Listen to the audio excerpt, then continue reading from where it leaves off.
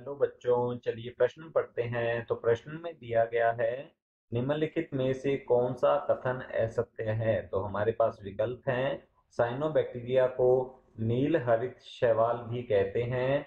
B है स्वर्णिम शैवालों को डेस्मिड भी कहते हैं।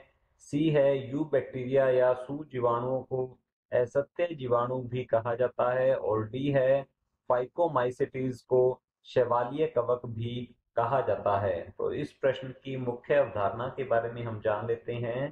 तो यहाँ लिखेंगे मुख्य अवधारणा। इस प्रश्न की मुख्य अवधारणा है हमारे पास जीवों का वर्गीकरण। तो यहाँ लिखते हैं जीवों का वर्गीकरण जो है इससे संबंधित यह हमारा प्रश्न है। तो सबसे पहले हम जान लेते हैं जीवों के वर्गीकरण का क्या मतलब होता है।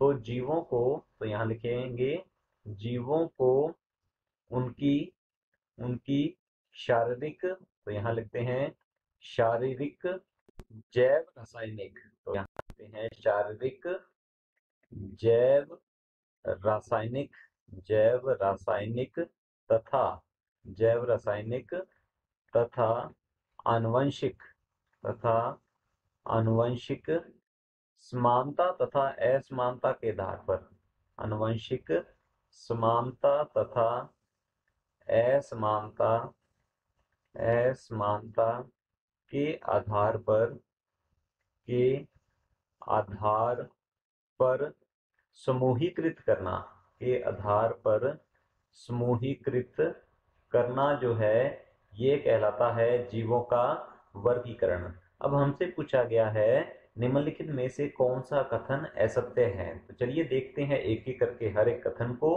तो पहला दिया गया है कथन, साइनोबैक्टीरिया को नील हरित शैवाल भी कहते हैं। तो साइनोबैक्टीरिया या इसे साइनो जीवाणु के नाम से जाना जाता है।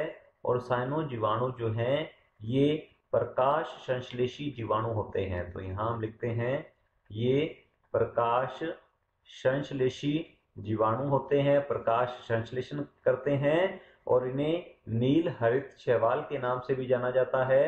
तो हमारा ये जो कथन है ये बिल्कुल सत्य है। जबकि हमसे पूछा गया है असत्य कथन के बारे में, तो हमारा ए विकल्प जो है ये गलत होता है।